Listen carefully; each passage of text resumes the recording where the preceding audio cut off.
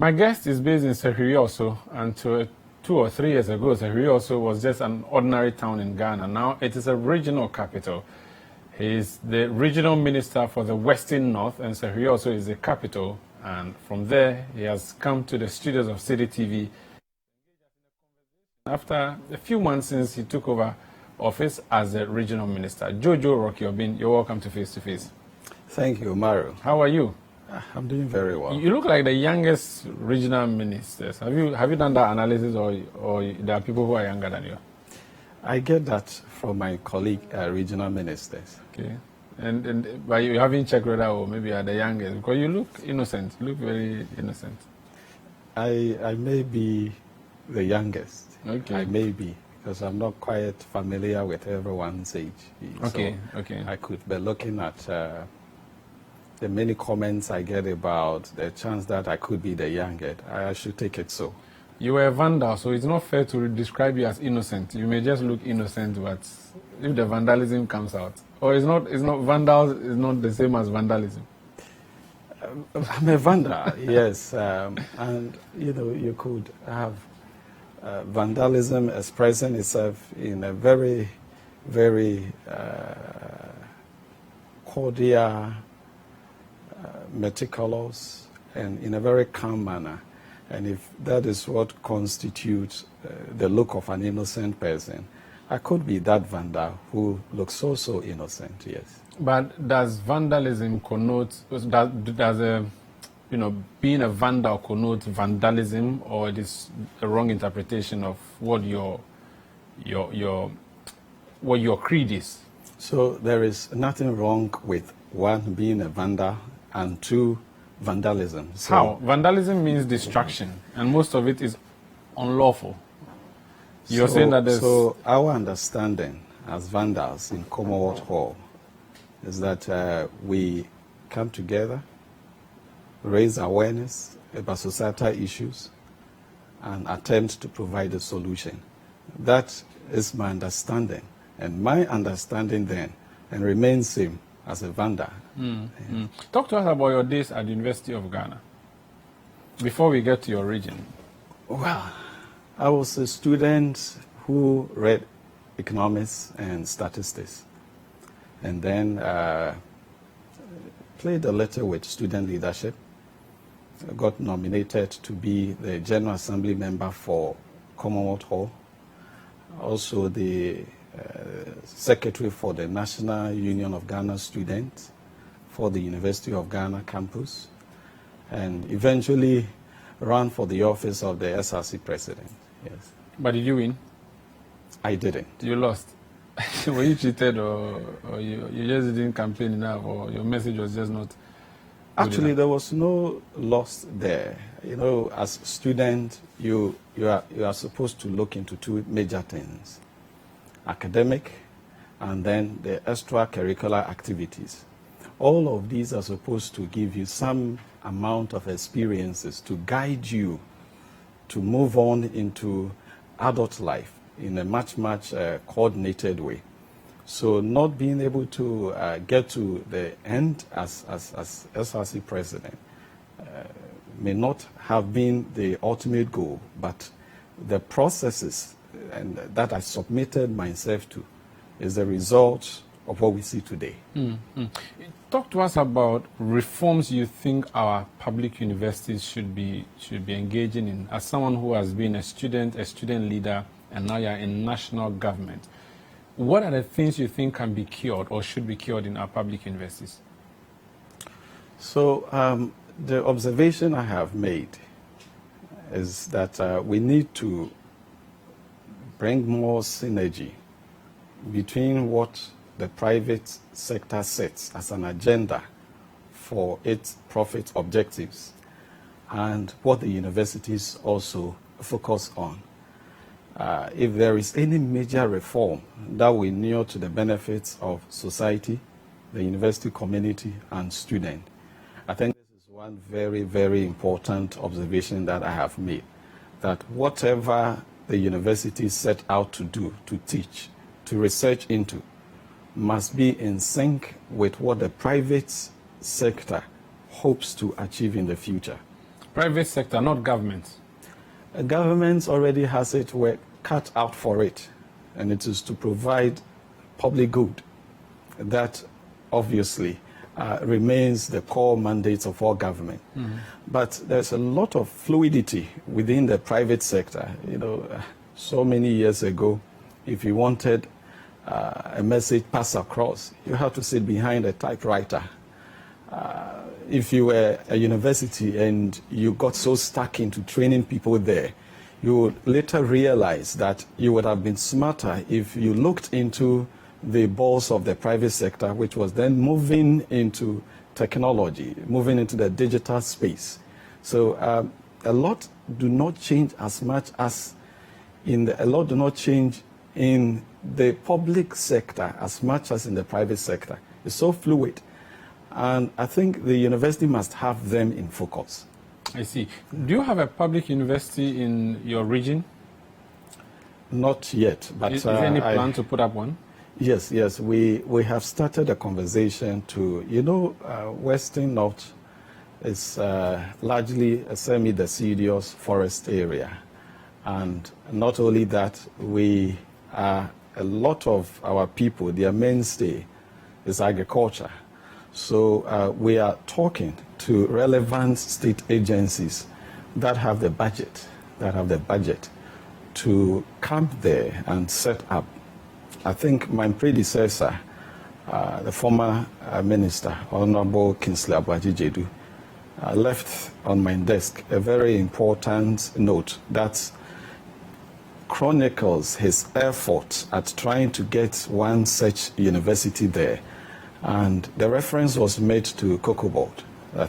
And I've taken it up seriously. Okay. So, but there isn't a government plan to put a university in Western North as yet. There isn't a national government plan, not that I am aware of. Well, government, the NPP government has, as you may be aware, prioritized education. And education at all the levels, from the very basic to the tertiary level. But you know, to get a university into a region, okay, you need to put up a compelling case in an atmosphere where we do not have a lot of resources to play around with. Which is why when you say government, I try so much to look at government through some very strategic state institutions that have something to do with my region. Okay. Not to say that there should be a bigger declaration by, say, a government functionary to say we are going to put up universities in all newly created regions. No, I think it is for us as major stakeholders in this government to look within the government itself and see if we can pluck that from any of the state agencies. Okay. So let us go back and talk more about your region and what you have, the opportunities there, the challenges, and what you're doing. I know you're big on education and so on. But let's quickly talk about your entry into national politics. Did your student politics have an influence on your entry into national politics? And was that student politics influenced by NDC or MPP politics at the national level? To be very honest with you, as a student then, I observed there was the need for all of us as students and the university community to come together to address an issue. The issue had to do with getting students the opportunities to get into the world of work whilst they are still students. At the time we were there, there was no structured arrangement for students to go on mass internship. And I felt it was very, very necessary that whatever students were studying, they needed to have a sneak peek into what lies ahead. And so I decided to get into the race to become a student leader because I wanted to help solve a problem. That is primarily the motivation, to help solve a problem and not to be interested in identifying myself with any of the political parties. But in the process, you get to also ask very deeper questions about which of your methods or your approach best sits with any of the political parties. And so once you're able to find satisfactory answers to that, then it creates a certain path for you to warm yourself into national politics. So you didn't have your political party planned for you before you entered Legon? You chose a party after you entered Legon, or you already knew which party you were supporting? So as kids, I remember in 1992 when Professor Ebbah ran for office, we were holding, a lot of his posters because a family house was used as the office for then NPP. But really, you didn't have a better understanding of what was going on. As you age, you begin to ask deeper questions. You probe to find out what does the NPP, the NPP stands for. And I'm sure there have been a number of cases where people who were in my kind of situation departed from their tradition, perhaps because when they subjected that to value judgment, it didn't sit well with them in their adult life. Mm-hmm.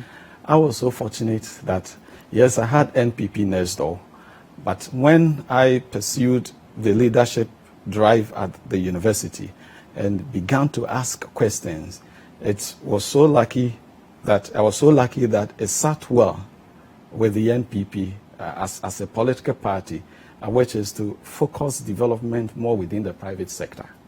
So that's what you pushed and eventually you got through. But how easy was it for you to enter national politics and join the NPP? So did you start from your region or you started from Accra? After university, a lot of us play around within the capital city, or for the obvious reason, either to create economic opportunity for yourself or to look for an employment opportunity. Yeah.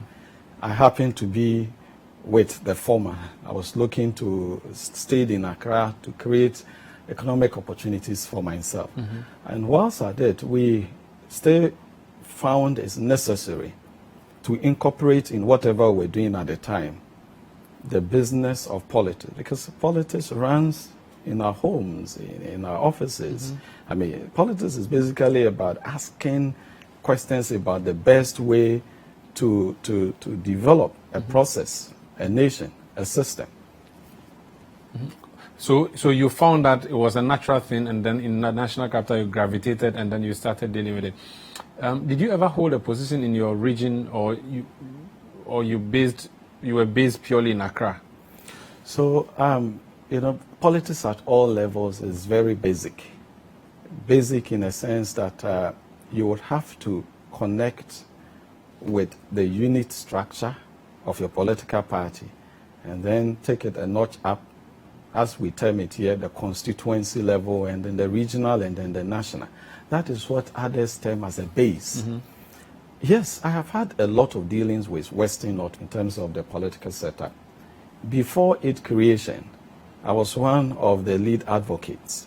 And not only that, I was also a doing member of the region who called for its creation, did a lot of road trips, with other like-minded, indigents of the region, toured, visited a lot of palaces, visited a lot of the chiefs to speak to them about the need to rally our people for the region to be created.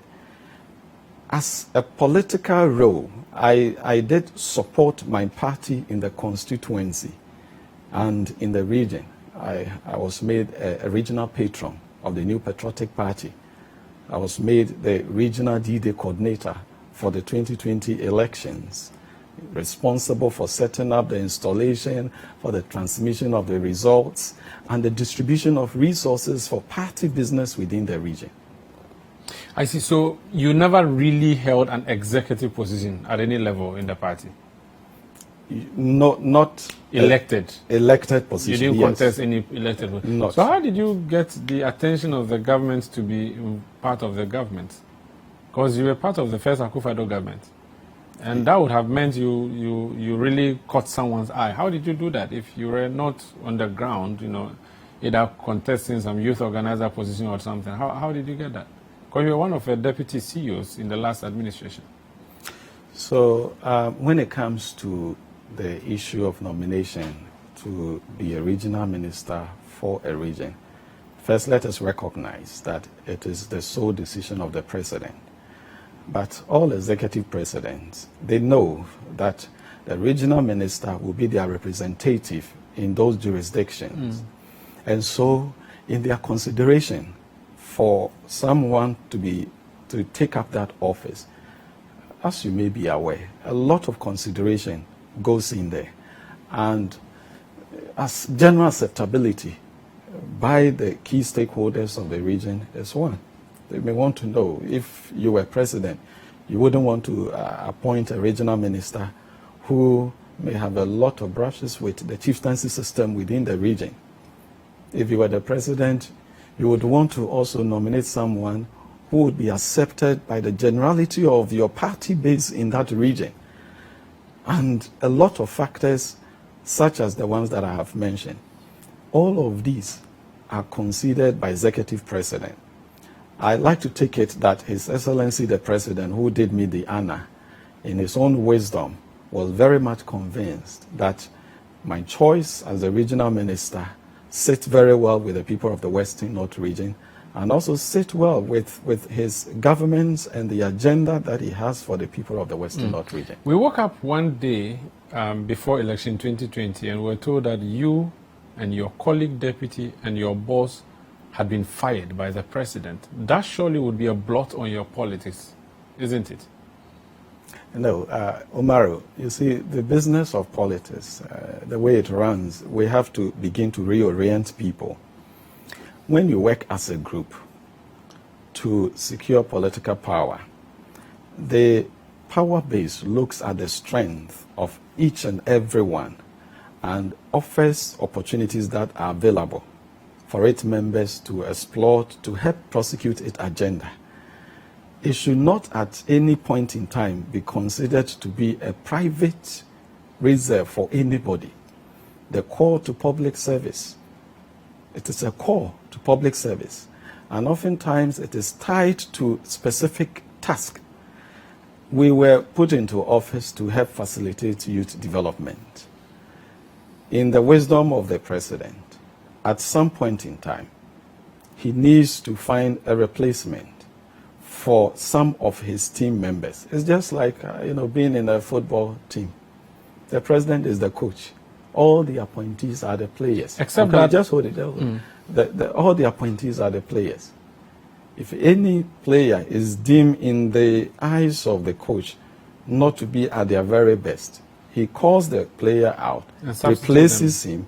But in the subsequent matches, when the coach feels so comfortable that that particular player has recovered fully and that they are in their best shape, he brings them back. And oftentimes they even come and score most of the goals. And he brought you back. They come and score most of the goals that we applaud. So the president brought you back, except that your departure, and indeed your team's departure, was embroiled in some corruption, and that clearly affects the government's grand agenda to fight corruption. So that if this is a government that came and said I was incorruptible, I could not be corrupted, and then we wake up and 3 people have been fired and there's corruption smelling in the atmosphere, that's problematic. I think what should set that record straight for everyone is the fact that since my nomination, I've had to submit myself, my records, my integrity, and that of the decision of the president to have me nominated to parliamentary test. I had to meet the Parliamentary Vetting Committee, and they do a lot of checks.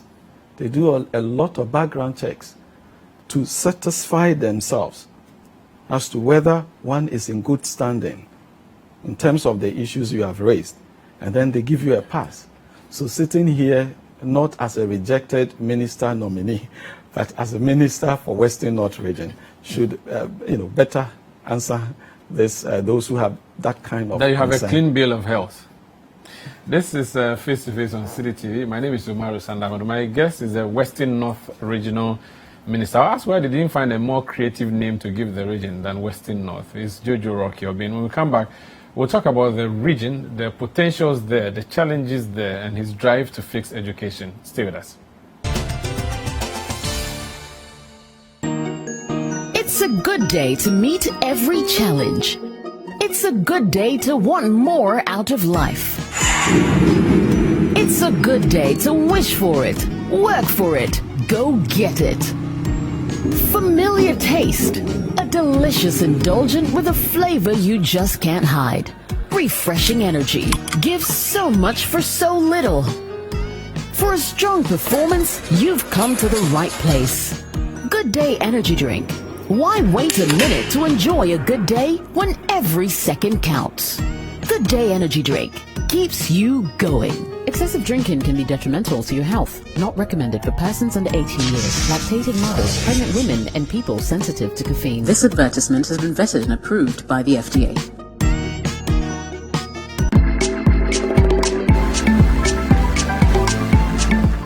What's cooking? How about finding new ways to use your favorite ingredients? Just cut across like this, and then bring it down this way. And then you have your diced onions. Very simple. Take your meals to the very next level. AJ, see, on this one, just put in a tiny bit of the oil. Oh, yes. So this is the mixture. Oil. So this is the mixture, the coconut oil and the... Okay. Join me, Apioko, on What's Cooking as I tour various kitchens to bring you new recipes and delicacies. Oh, what's that? I'm savory. Honey. Yeah, give me some honey. Oh, you want some honey? Oh, okay. Yes. But there's sugar already. It's a blend. Watch What's Cooking right here on City TV.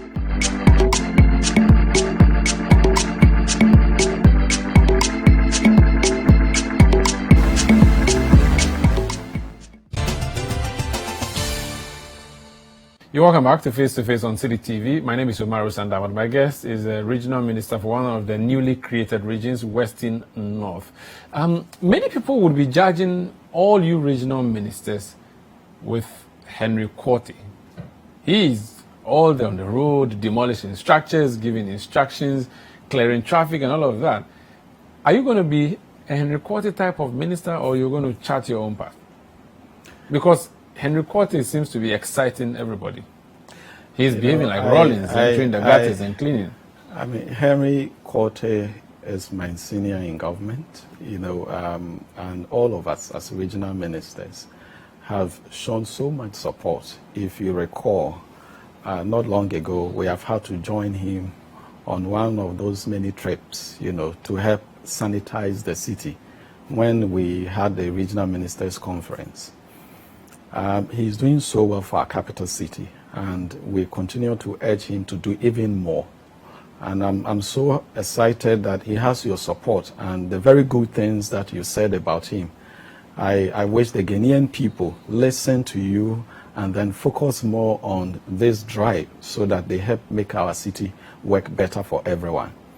Now, you see, if you look into the geography of our nation, every region may have different issues that should be prioritized. Greater Accra is the capital region. Let's say the region that hosts the capital city. Mm-hmm. The population density and the effort that one has to put in to sanitize this type of a system may differ in other regions. But what I know is that other regional ministers have looked into their regions, identify items or issues that they deem of similar urgency, such as what Honorable Quartey attaches to making the capital city work. And they are busy at it working. It will not be the best of situation to want to have, say, the Eastern Regional Minister take the shape of the Western North Regional Minister, because the issues that pertain in the Eastern region may be different, and the issues that confront the people in the Eastern region may be different from those in the Western North region. So you are likely to have excelling regional ministers in their own right within their own jurisdiction. And so that is the kind of regional ministers you should expect from across the length and breadth of the country. So they'll have their personal drive based on what their region requires, and they'll deal with that. We shouldn't expect the same thing in Accra to be replicated in, say, upper west or what. That's essentially what you're trying to say. That will not be smart leadership. That you look at, you live in Western North region, which is full of, let's say, basic commodities. Extractive industry is so heavy in that region. And you want to just take a look at what is happening elsewhere without subjecting that to critical analysis and say, I want to repeat it here. Let's get there isn't much traffic in my regional capital. Okay, let's get to know your region now. So a lot has been said as to why the regions were created. The government put up a strong defense. The MPP and NDC campaigned together for this particular thing to be birthed. But let's talk about the region as you have gone to take over now. The challenges, the opportunities, and how you believe you can move the people forward, and how you can bring the local governors to their doorstep. But because I said I was going to ask why you didn't choose a creative name, why did you just settle on Western North? It's almost like your umbilical cord is still tied to Western region. So Western North, Western region, which part of Ghana do the two lie? It lies in Western North, but so there you go. But we have so OT region. If you don't even know that they are from Volta region. OT is, completely different. Savannah region is out of North, but in Western you're still anyway. It's inconsequential. Let's not. What are the major towns in Western North? So Western North has 3 municipalities. Only 3. 3 municipalities and 6 districts. Oh, so you have 9 local authorities. Administrative areas, okay. Yes. And oftentimes, you'll find the bigger towns within the municipalities. So you would have Sehuyoso, the capital. So that's also a municipality. Very beautiful city. Very, very beautiful city. Hilly, green, and calm. Okay. Then you would have Bibiani, the goat city. So that's Bibiani is noted. Or separate? So Bibiani is the capital for the Bibiani Amianso Bekwai municipality. Okay. Bibiani is one of the big cities within Western North region. And then you have Enchi, which is the capital of Awowin municipality. Yes. So there are a lot of bigger towns, bigger in their own right. If you were to look at, say, Asawinso, which is within the Sehuyoso municipality, it cuts for the description of what you were looking for as big towns. It has a voting population of over 15,000 people. That is how big that town is. So it would be like your Kaswa or your Ashaiman inside Accra, something like that? Yes, except that it is far away from, a bit far from the capital. Okay. Unlike Kaswa and Accra, I see. Which in terms of the distance is very close. Yes. Since we're discussing distance, it brings us into the issue of transportation or roads. What is the state of roads in your region? Has there been any construction since you came? Or since you were created as a new region? So that is a very, very important question. It is one of the benefits we have derived as a region, for having clamored for some, separation, if you permit me to use that word, Since the creation of Western North region, some of the major trunk roads are now under construction. So which roads would these be? The Benchiman Kwanta Ajo Fuase Kotorum, that takes you all the way from the Sehuyoso municipality, through the Dwaboso municipality, through the Bia West municipality, up to the Bia East area. That is a major, major road within the region, and it is under construction. Okay. You should make time and come over to have a look at the type of road that is being fixed there. First-class road by first-class contractor. Amandi is doing a great job over there. And then you have one of the roads which used to be so popular for not it being so nice, but because of how bad it used to be. the Enchi-Elobo Road. It is under construction by Top Engineering, which a company that fixed the Enchi-Asankrejo Road for well over 10 years. You can't even find a pothole on that road. And that is also under construction. And so the president, Nana Addo Dankwa, has done so much for Western North in terms of road construction. And then you look at the Sefioso Nsaura road, it's been fixed. And as I talk to you, when you get to Pataboso, Nkwanta, all the way to Kunkumso, to Chirano, that road is also under construction. I must confess, and all of these are being fixed because we have to submit them as trunk roads within a region. Okay. If we were to be part of the old Western region, these roads would have to be traded off for some other roads in the now Western region. I must confess, I've never been to the Western North. I've been to the Western region, never been to the Western North region. We know of the Eastern Corridor, which is a road on the eastern side of the country connecting the south to the north. Do we have a Western Corridor which moves from Takrady to Sewa through Bole? Do you have something like that?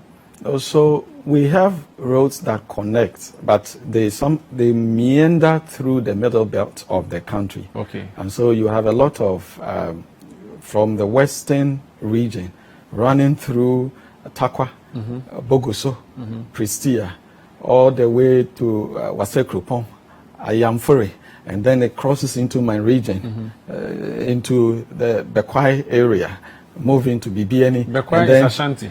We have Sefi Bekwai, Okay. a very big town as Okay, well. okay. Bekwai area, and then move from Bibiani, then you do a turn into Kumasi. So you have it not in the same form as the Eastern Corridor. So it ends in Kumasi, it doesn't continue upwards towards Wa. So it doesn't continue through Ahafo, Okay. which is on top of us. Okay. Yes, it doesn't. There is no such. There isn't project. even a blueprint to have a road like that.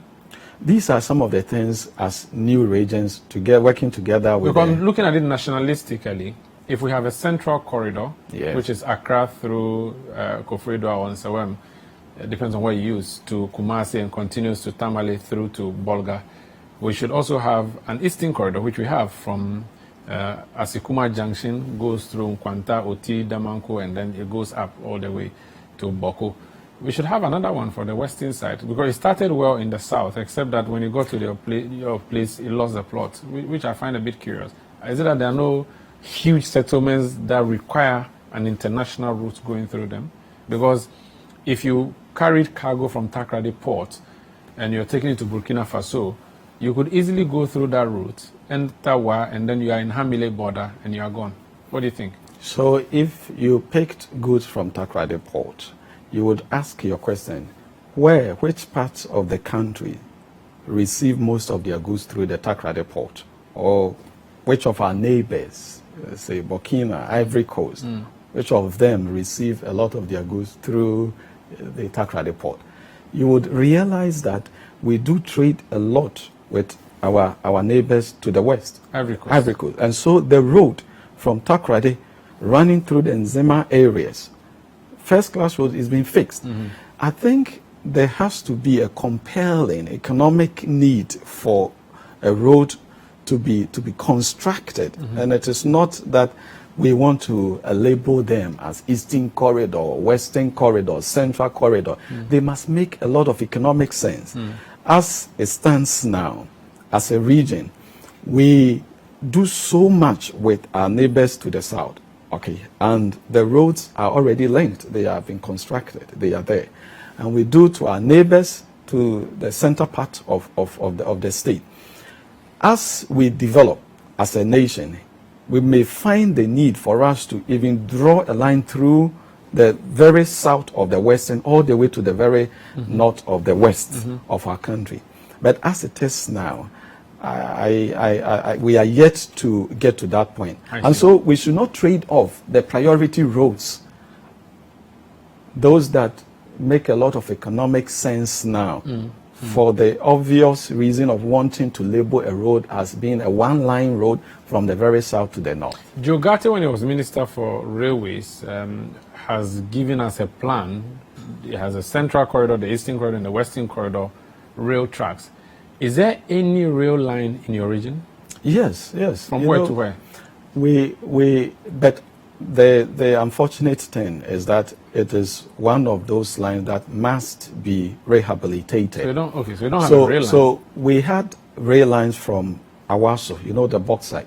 A lot of it used to be conveyed to the port. Unfortunately, we had issue then in the past. I am talking to the minister responsible for railway development to have that fixed, because the Western North region can take a lot of advantages if that line is fixed. We still remain one of the biggest export of timber products in the country, and it could be a much economically useful avenue to transport the produce. Even the cocoa have to haul some of them to the ports for onward exports. It's good you're mentioning all these resources. Putting this on our roads overly burden them and doesn't really help the road to last their lifespan, the estimated lifespan. If we have the railway fixed to complement that, it will do all of us so good. So I have started the process of engaging the sector minister to prioritize fixing the Awaso rail line. You have cocoa, you have bauxite, you have manganese, you have gold. How has that benefited the people of your region? It has benefited the people of the region, except that we want, because the region plays host to a lot of people from other parts of Ghana, for the obvious reasons that because of this, you could either find yourself growing cocoa or engaged in the timber business or engaged in the mining sector. So it has become a hub receiving a lot of people from other parts of Ghana. Except that we have lived with that system not in a coordinated manner in the past. And I think we need to now coordinate the benefits that come out of these economic activities to provide enough public goods for the residents of the region.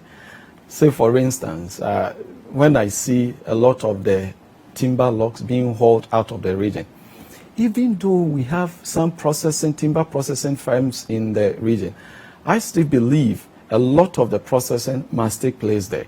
So we have to now find a way to make that a reality. Okay. In terms of the raw materials, how are we able to build more storage facilities so that those who produce, the farmers who produce the plantain, the cocoa, and the other food crops, they can profit from the abundance of their harvest. Your government promised one district, one warehouse. Do you have them? And we have one in the Sefiyo also. And it's helping your farmers.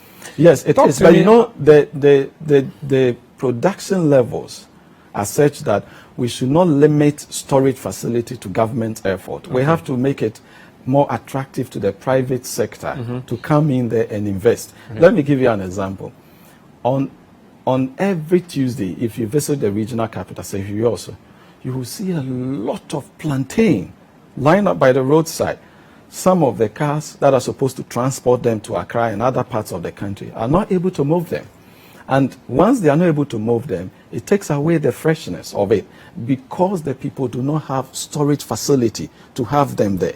We are able to engage the private sector to at least find a way to price the freshness, which a lot of us desire, those of us who are far from the production hub.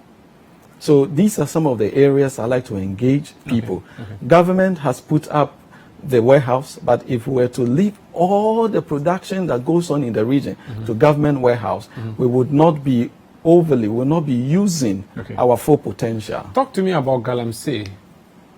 We've seen the pictures, we've seen the water bodies. I believe you have groundnut soup-like river bodies in your region. How, in your estimation as regional minister, can and should Galamsey be fixed? And what are you doing? So we have all decided as a nation to go by the roadmap which the president, through his sector minister, the Lands and Natural Resources Minister, put up. We should, at this stage in our national life, be able to zone certain parts of Ghana as red zone areas where mining activities mustn't take place. inside water bodies. Tell me, why should somebody be seen to be mining in the middle of a river to destroy the aquatic life of that water body? Tell me, there cannot be any justification, even though you want to extract natural resources, they're good. But in doing so, we must not kill the aquatic life of that river and the communities that are around these water bodies. We should be able to also say to ourselves that within our forest reserves, we should not allow for mining activities that could endanger very, very, very valuable species. Let me give you an example in my region. If you take the Ebbah Forest Reserve, it is the only forest reserve that hosts the white-breasted guinea fowl. If we allow mining to take place in that reserve, that bird cannot coexist with that kind of activity. It will be extinct. And when it is extinct, because it doesn't find it suitable to live in other parts of the sub-region, we may be not only denied of it and the tourism potential, but we may even denied the whole of the West African sub-region. That tourism income that could let people fly all the way to come and understudy researchers, to understudy the behavior and the prospect of being around the white-breasted guinea fowl. I'm coming. These areas, we should all agree and support the president that at no point should we allow mining to take place on our water bodies. At no point should we allow mining within our forest reserve. Politics allow you to do this thing you're planning to do? No, look, we have to take the bull by the horn. Our neighbors in Ivory Coast, they have similar deposits of the resources we have in Ghana. They are extracting them. Are they destroying their environment to extract them? Are we, by this, suggesting that our economic situation is so dire to the point that we have to kill the river life, destroy our forest reserve, just so to survive? To what end? You understand it? So, yes, we have to engage the miners to understand that President Akufo-Addo and his government, they are not against mining. They are for mining because of the economic opportunities and the revenue it gives the state.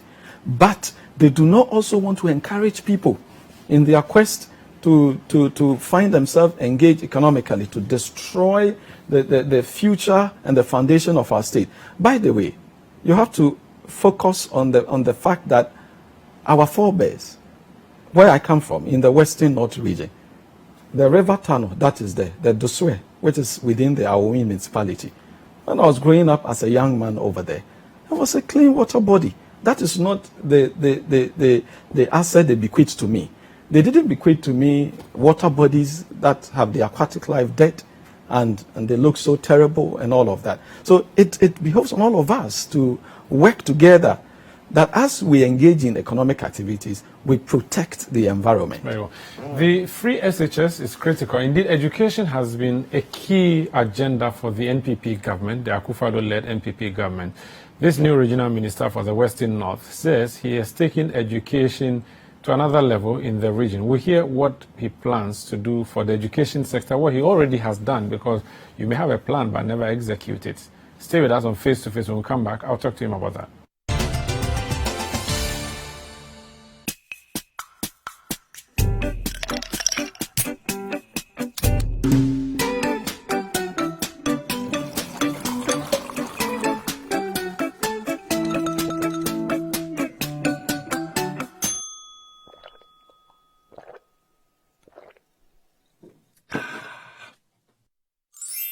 Good Day Energy Drink keeps you going. Available in major supermarkets and shops near you. Excessive drinking can be detrimental to your health.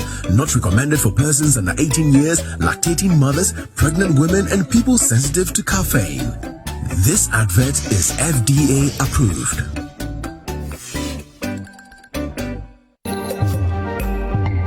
The Big Issue brings you analysis of the biggest news stories of the week. The clerk should not assume the role of being the one through whom Kwesi should be served, because Kwesi was not yet a member of parliament and not yet subject to his jurisdiction. And the thinking has always been that when you come to parliament, you are coming to enrich yourself. Where did they no matter how good you are. Join me every Saturday morning as we bring context and meaning to the biggest issues of the week. The MPP has got to quickly wean its mind off the last 4 years, because you're in a false sense of security.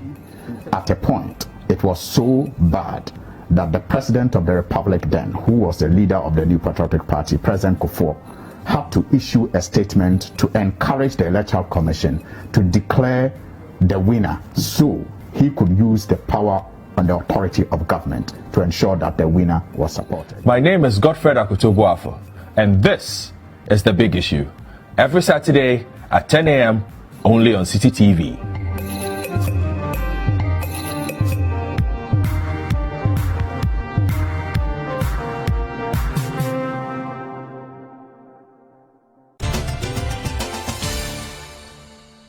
You're welcome back to Face to Face on City TV. My guest is the Western North Regional Minister Jojo Rocky Obeng. You have this grand agenda you have launched. One child, one desk. Is that what it is that you're doing? Yes. Tell us about that. So, since taking office, I have received briefs from all the departmental heads. And normally, it is the standard practice. Once you get into office, the heads of the various government departments are supposed to give you a briefing about what is going on within their sectors. But going into the Western North region as a minister, I represent the president and everything he stands for. His topmost priority has been education. And so I called the regional director of education to take me through the state of affairs within the Western North region. And through my interaction with him, I came to that discovery of an unpleasant reality, that we were in serious deficit, in need of a lot of steady desk for our children. After the brief, I made time to visit some of the schools within the region, and everything that was captured on paper had a reflection on the ground. And you know, I felt that something drastic needed to be done, given our peculiar situation as a region situated within rainforest and semi-deciduous forest, zones. And also knowing very well that in my region we have a lot of timber and milling business going on there. And the issue of desk, which from the account of the regional director of education, has serious effect on the outcomes of education in the region. And he put it in a much simpler way for me to understand how that is the result of what we see at the tail end of every BECE cycle. He makes me understand, look, if you visit a school with a desk, a mono desk is for one person, and then the dual desk is for two to share. Sometimes you visit and the dual desk, you have 3 to 4 people fighting, struggling to sit on it, just to steady. And so when I saw that, I said to myself, this must not be allowed to persist. When I visited your studio, the first thing you did was to offer me a place to sit. But when we send our children to school, the reality that they go there to face is that they have to struggle to find a place to sit. This cannot be, considered to be a normal thing that we should let central government come and fix it.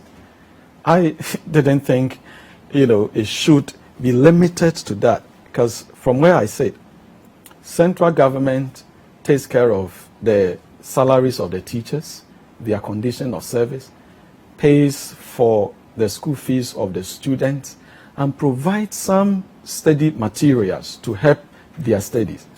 So I didn't think that we should again hold the same central government that is so tight with resource allocation to necessarily at all costs find the desk before we provide a sitting place for our school children. I think even in so-called developed economies, if you have taken a closer look at how education runs there, their government play a role. And because they may have wealthy individuals and corporations, they also complement their government. say for instance, in the US of A, you have a lot of wealthy people that have set up foundations that are giving scholarship to students in various schools. So we may not have that, but we are able to provide steady desk. That could be our way of complementing our government. So this is a regional thing or a district thing? Are you doing it in one region, in one district, or throughout the region, the provision of these desks? So I got the data from all the administrative areas, the 9 administrative areas, and not even one was in surplus. All of them had a deficit to clear. So have you... In a region where you have close to 200,000 people at the basic level of our education ladder, the desk deficit stands now somewhere around 67,000, which suggests to myself and your very self that even if we were to do a mixture of the desks along the lines of mono and dual, we are likely to have close to 50,000 students having to struggle to find a place to sit. That is the reality on the ground.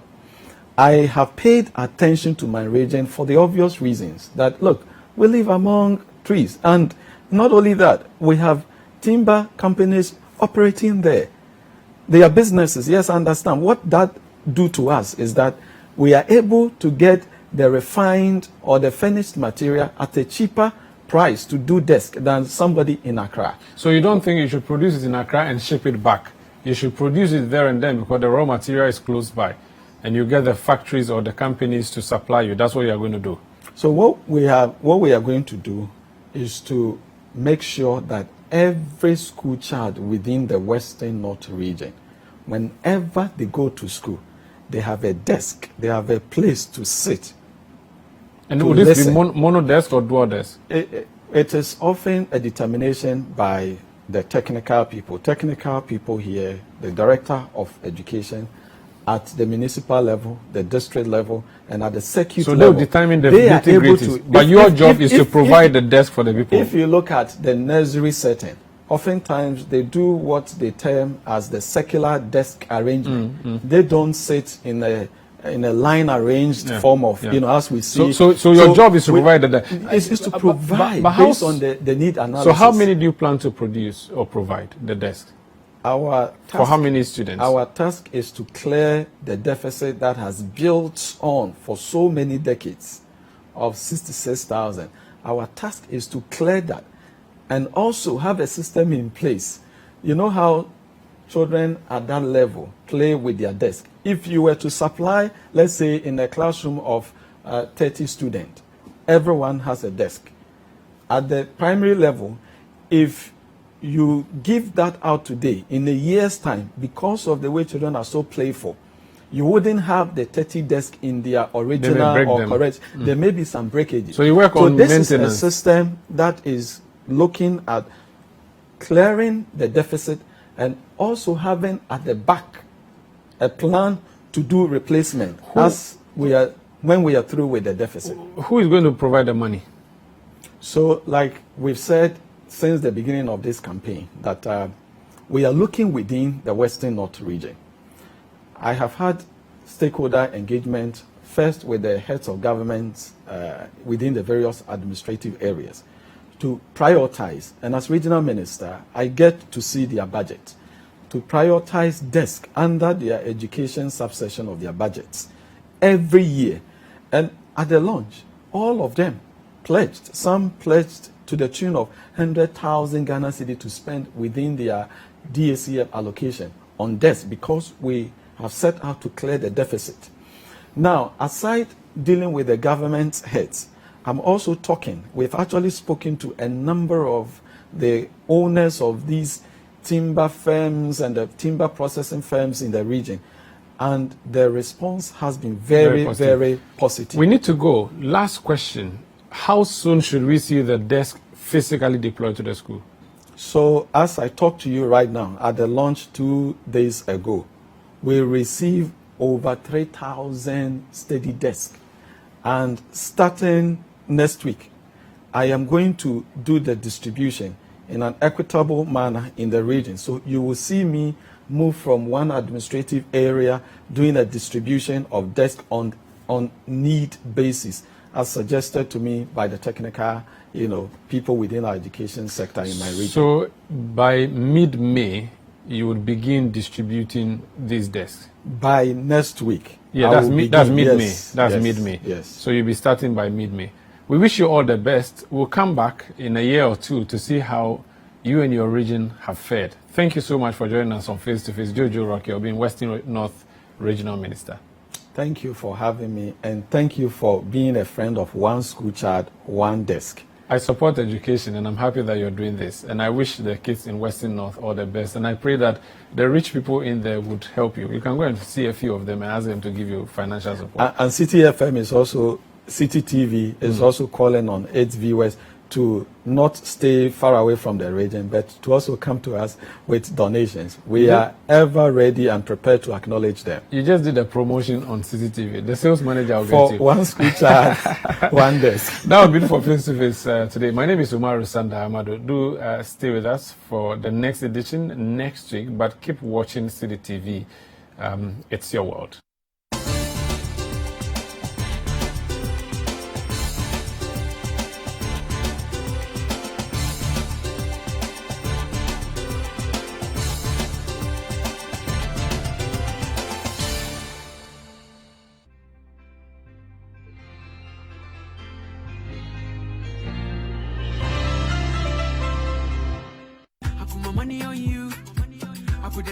Your Saturdays just got frisky. This Saturday, City TV brings to your screens the matriarch of all entertainment shows, The Chat. The most dynamic panelists in the Ghanaian showbiz industry will bring the D to this entertainment discourse. When you take a certain percentage of someone else's song, you see clearance. And clearly this one, it's more than 8 bars. We discovered her. I think we watched one YouTube. We're like, nah, this girl, let's put her on. It. And from that time till now, I have seen super growth. There are so many streaming platforms here in Ghana. If you go on either iOS app, like Apple Store or Google Play Store, there are so many apps owned by Ghanaians. It'll be a red couch sitting full of conversations and updates on what your favorite entertainment personalities have been up to. So I'm saying that anybody that wants to fix Kwame Eugene according to my kind of music, my kind of style, my kind of dressing, my kind of attitude, anything, you try as much as possible to fix yourself first before you fix me. What are they doing? Who are they doing it with? And what trends have us fixated? We'll bring you up to speed. It will be an evening of artistic appreciation, indispensable hype, aesthetic punctuation, and the everything of the music and movie industries in Ghana, the African continent, and beyond. So grab some popcorn, get comfy, and join me, AJ Akwako Sapon, on the most riveting entertainment show in Ghana, The Chat comes your way this and every Saturday at 6:30 p.m. to 8 p.m. only on City TV.